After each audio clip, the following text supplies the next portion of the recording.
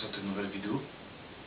C'est un privilège de pouvoir faire cette nouvelle vidéo sur la doctrine de la Trinité. Alors je sais que c'est un sujet qui est très sensible. C'est un sujet qui fait couler beaucoup d'encre et nous voulons y répondre par la grâce de Dieu avec les Écritures. Vous savez, il faut vraiment que nous puissions vérifier les enseignements que nous recevons à la lumière de la parole et ne pas voir et avaler bêtement ce que on nous a appris. Et le problème, c'est que quand nous nous sommes convertis au Seigneur, nous avons gardé certains restes de nos précédentes doctrines ou de nos précédentes croyances. Et la doctrine de la Trinité est une doctrine qui est très fortement incrustée dans beaucoup d'églises.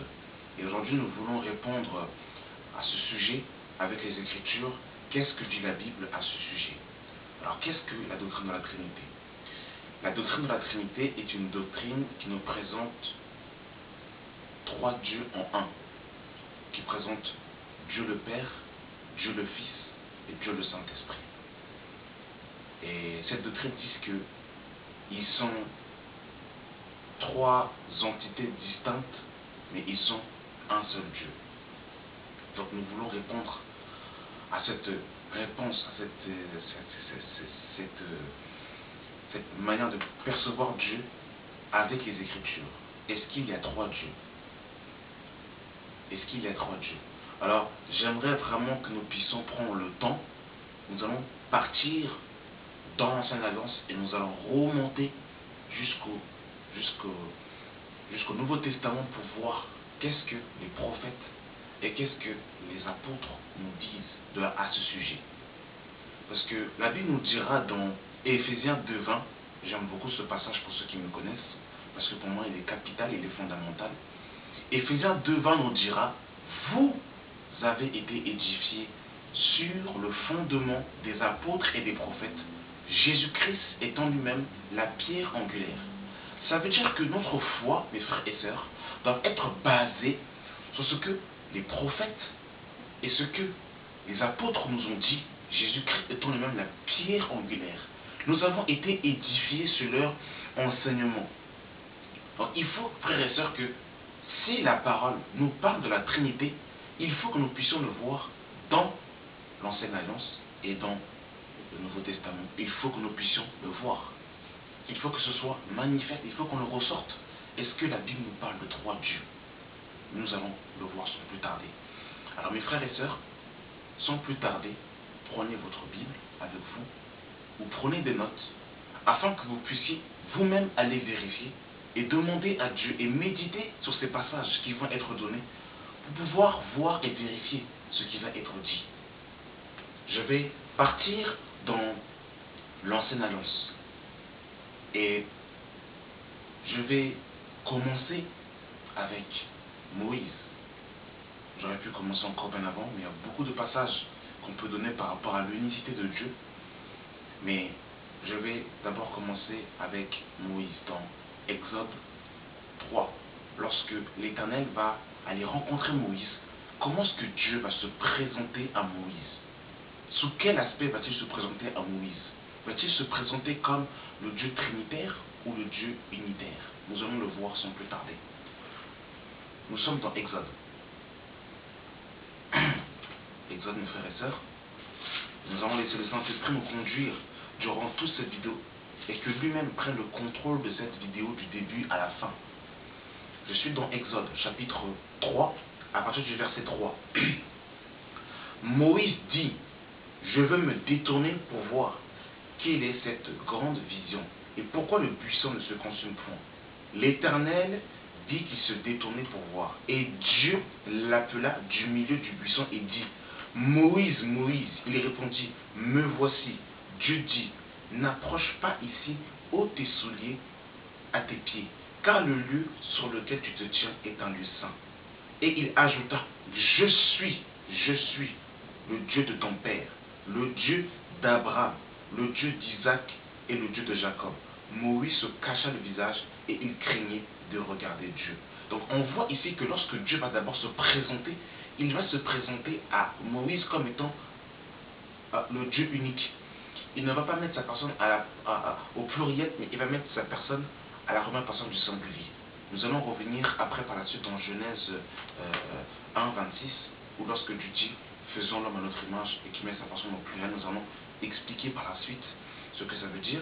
Mais ici nous voyons que lorsque Dieu s'est présenté à Moïse, il s'est présenté à Dieu comme étant le Dieu un seul Dieu. Et nous allons le voir par la suite dans plusieurs passages. Verset 11 de Exode 3. Moïse dit à Dieu, qui suis-je pour aller vers Pharaon et pour faire sortir d'Égypte les enfants d'Israël? Dieu dit, je serai avec toi, et ceci sera pour toi le signe que c'est moi qui t'ai envoyé. Quand tu auras fait sortir d'Israël le peuple, vous servirez l'Éternel sur cette montagne.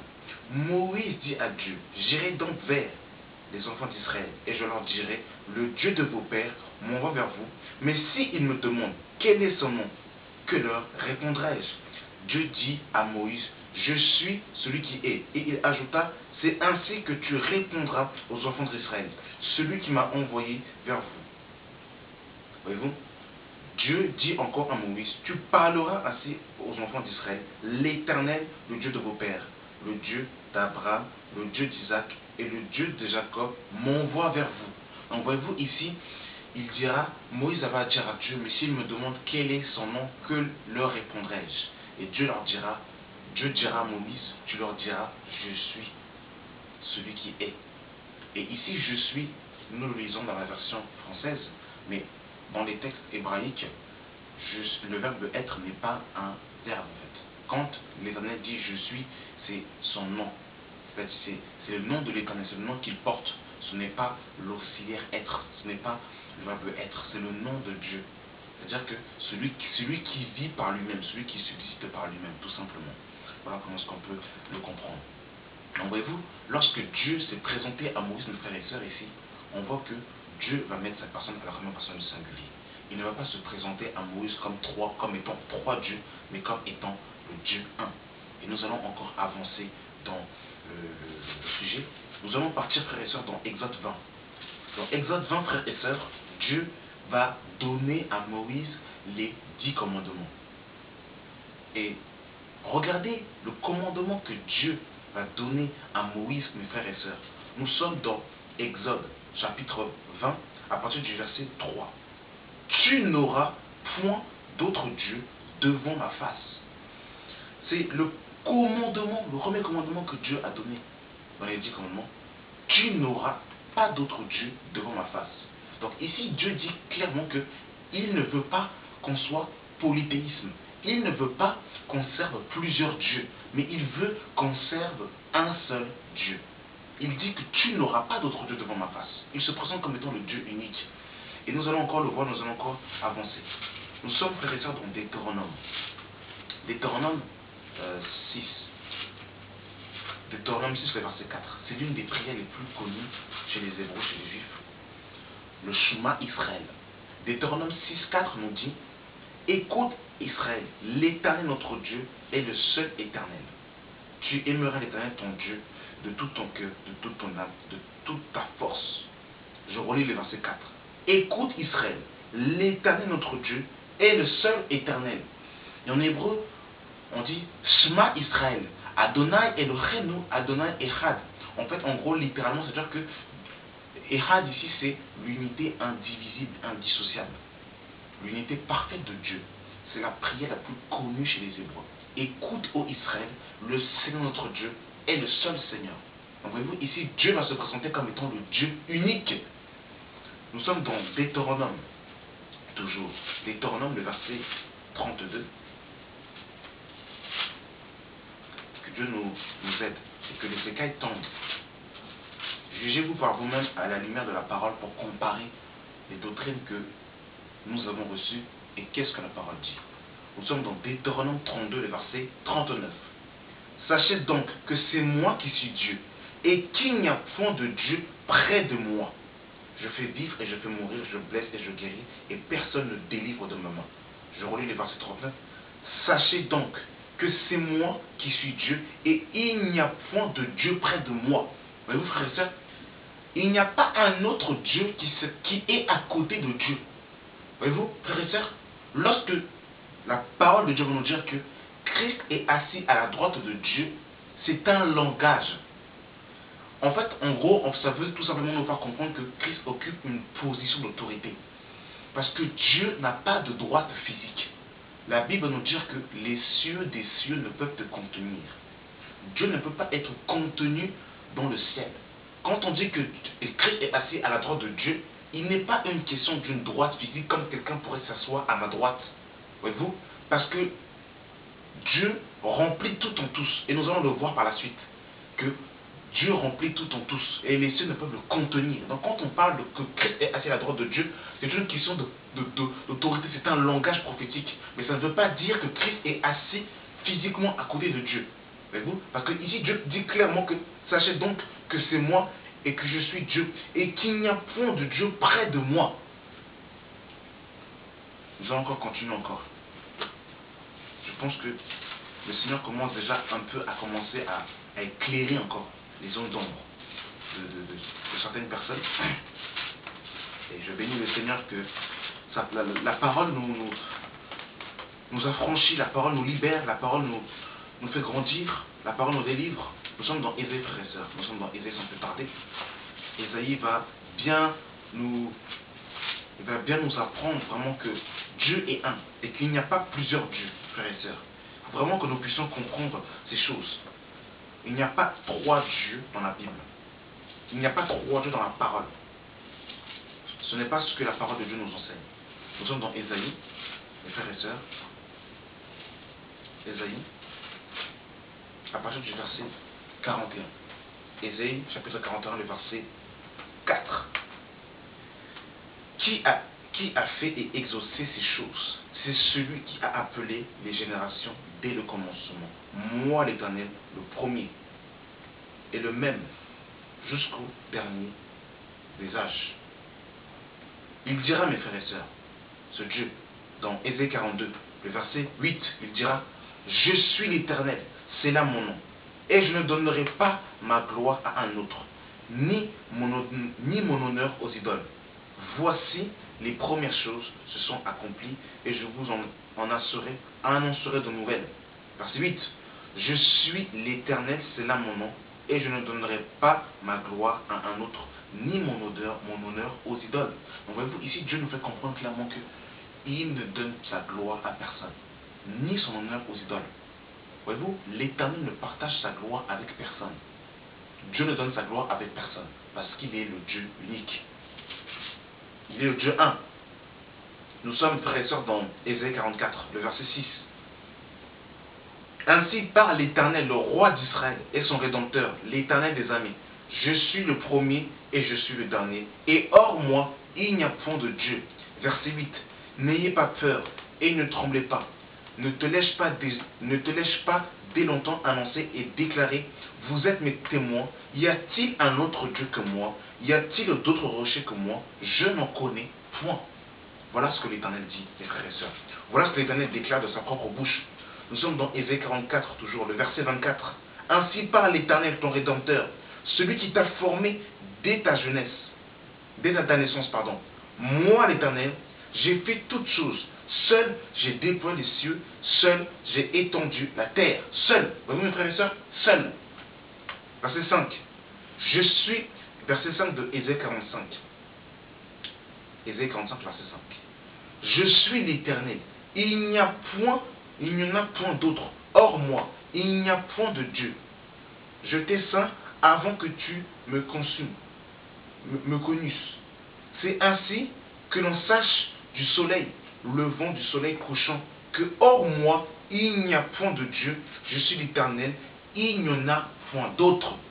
C'est l'Éternel qui parle de sa propre bouche, frères et sœurs. Il faut que nous puissions accepter et croire ces réalités spirituelles. Nous sommes dans Ésaïe 45, le verset 18. Car ainsi parle l'Éternel, le Créateur des cieux, le seul Dieu qui a formé la terre et qui l'a fait et qui l'a affermi, qui l'a créée pour qu'elle ne fût point déserte, qu'il a formée car elle fut habitée. Je suis l'Éternel, il n'y en a point d'autre. Oh mes frères et sœurs, il faut vraiment que nous puissions croire à ce que la parole de Dieu nous dit. il faut que nous puissions croire et accepter. Nous sommes dans Ésaïe 45, à partir du verset 21. Déclarez-le et faites-les venir, qu'ils prennent conseil les uns des autres. Qui a prédit ces choses dès le commencement et depuis longtemps les a annoncées? N'est-ce pas moi l'Éternel? Il n'y a point d'autre Dieu que moi. Je suis le seul Dieu juste et qui sauve. Tournez-vous vers moi et vous serez sauvés. Vous tous qui êtes aux extrémités de la terre, car je suis Dieu, il n'y en a point d'autre. Je le jure par moi-même. La vérité sort de ma bouche et ma parole ne sera point révoquée. Tout genou fléchira devant moi, toute langue jurera par moi. Excusez-moi, il faut que nous comprenions cette réalité spirituelle, mes frères et sœurs. Comprenez-vous le langage, mes frères et sœurs, de ce que l'Éternel nous fait comprendre ici? Je veux relire le verset 21 de Ésaïe 45. Déclare-le et faites-les venir, qu'ils prennent conseil les uns des autres. Qui a prédit ces choses dès le commencement et depuis longtemps les a annoncées? N'est-ce pas moi l'Éternel? Il n'y a point d'autre Dieu que moi. Je suis le seul Dieu juste et qui sauve. Tournez-vous vers moi et vous serez sauvés, vous tous qui êtes aux extrémités de la terre, car je suis Dieu, il n'y en a point d'autre, je le jure par moi-même, la vérité sort de ma bouche et ma parole ne sera point révoquée. Tout genou fléchira devant moi, toute langue jurera par moi. Mais vous, ici, l'Éternel nous dit clairement, ma parole ne sera point révoquée, il n'y a pas d'autre Dieu que moi. Tournez-vous vers moi et vous serez sauvés. Mais vous, Dieu répète à plusieurs reprises qu'il est le seul Dieu juste et qui sauve. Maintenant, frères et sœurs, est-ce que nous croyons à la parole ou est-ce que nous croyons aux doctrines qui nous ont engendrés et qui nous ont malaxé la tête? Mes frères et sœurs, il faut que nous puissions croire justement aux paroles du Seigneur. Regardez ce que la parole de Dieu va nous dire, mes frères et sœurs. Nous sommes dans Malachie. Dans Malachie, frères et sœurs.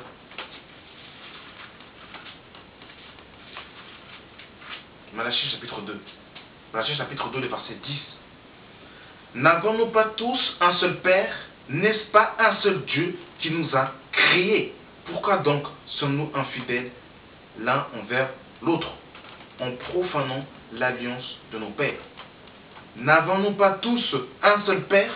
N'est-ce pas un seul Dieu qui nous a créés? Jésus va dire à la femme samaritaine dans Jean 4, le salut vient des Juifs. Frères et sœurs, nous ne sortons pas, frères et sœurs, des États-Unis d'Hollywood. Notre foi provient de la foi hébraïque et de la foi juive. Les Juifs sont des monothéistes purs. Ils croient en un seul Dieu, mes frères et sœurs. Et l'apôtre Paul nous dira, dans Romains chapitre 1, à partir du verset 17, que je n'ai pas honte de l'évangile, car c'est une puissance de Dieu pour le salut de quiconque croit, du juif premièrement et du grec. Voyez-vous, l'évangile concerne premièrement le juif. Et la foi juive est une foi monothéiste. Les juifs ne croient pas en trois dieux, mes frères et sœurs, mais ils croient en un seul Dieu. Regardez ce que Jésus-Christ de Nazareth va sortir de sa propre bouche. Nous sommes dans Jean chapitre 17.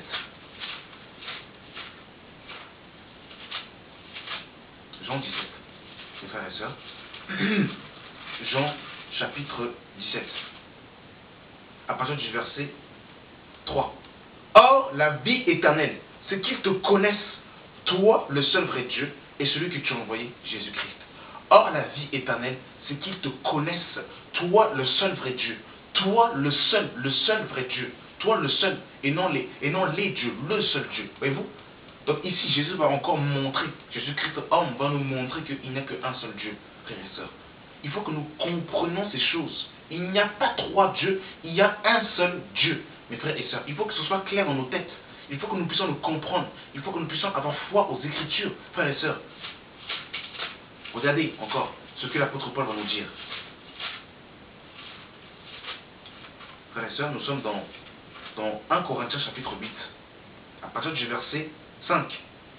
Car s'il y a des êtres qui sont appelés des dieux, soit dans le ciel, soit sur la terre, comme il existe réellement plusieurs dieux et plusieurs seigneurs, néanmoins pour nous, il y a un seul Dieu, le Père, qui vienne toutes choses et pour qui nous sommes, et un seul Seigneur Jésus-Christ, par qui nous sommes tous et par tous nous sommes. Voyez-vous, il y a un seul Dieu, le Père. C'est l'apôtre Paul qui va le dire. Néanmoins pour nous, il y a un seul Dieu. C'est l'apôtre Paul qui est venu dire, mes frères et sœurs. Nous avons été édifiés sur le fondement des apôtres et des prophètes. Nous sommes partis dans l'ancienne alliance. Nous avons vu ce que les prophètes disaient. Ils croyaient, ils avaient la croyance en un Dieu unique. Voyez-vous? Et nous rentrons dans le Nouveau Testament, nous voyons qu'ils ont aussi cette foi en un Dieu unique. Regardez, mes frères et sœurs. Je suis dans Éphésiens. Éphésiens chapitre 4. Éphésiens chapitre 4, à partir du verset 1. Je vous exhorte donc, moi, le prisonnier dans le Seigneur, à marcher d'une manière digne de la vocation qui vous a été adressée, en toute humilité et douceur, avec patience, vous supportant les uns les autres, avec charité, vous efforçant de conserver l'unité de l'esprit par le lien de la paix. Car il y a un seul corps et un seul esprit, comme aussi vous avez été appelés à une seule espérance par votre vocation. Il y a un seul Seigneur, une seule foi, un seul baptême, un seul Dieu et Père de tous, qui est au-dessus de tous, et parmi tous et en tous. Voyez-vous, mes frères et sœurs, il y a un seul Dieu et Père. Est-ce que nous arrivons à comprendre et à croire ces choses, mes frères et sœurs? Il faut qu'on les croie, il faut qu'on les considérons. Parce que c'est ce que la Bible nous dit, mes frères et sœurs, qu'il n'y a qu'un seul Dieu. Regardez ce que Jacques va nous dire, mes frères et sœurs. Jacques, le frère du Seigneur, Jacques va nous dire ces choses. Nous sommes dans Jacques chapitre 2, à partir du verset 19. Tu crois qu'il y a un seul Dieu, tu fais bien, les démons le croient aussi et ils tremblent. Voyez-vous? Même les démons croient en l'existence d'un Dieu unique. Alors pourquoi est-ce qu'il y a beaucoup de tumulte aujourd'hui dans le corps de Christ, avec la divinité de Christ, en associant Dieu le Père, Dieu le Fils, Dieu le Saint-Esprit? Lorsque vous lisez le Nouveau Testament, vous allez vous apercevoir que les apôtres n'ont jamais appelé Jésus Dieu le Fils. Et ils n'ont jamais appelé le Saint-Esprit Dieu le Saint-Esprit. Nous allons expliquer dans une vidéo précédente la personne de Christ, pour voir véritablement qu'est-ce que la Bible dit par rapport à Jésus-Christ. Est-il homme ou est-il Dieu? Nous allons le voir dans les vidéos précédentes, si Dieu le permet. Mais nous avons vu aujourd'hui, là où je voudrais m'attarder dans cette vidéo, c'est que vraiment nous puissions comprendre et que nous puissions voir qu'est-ce que dit la Bible au sujet de la croyance en notre Dieu. Nous avons un Dieu unique, nous avons une foi unique, un seul Dieu, mes frères et sœurs, il n'y a pas trois dieux. Il n'y a pas trois dieux, il y a un seul Dieu.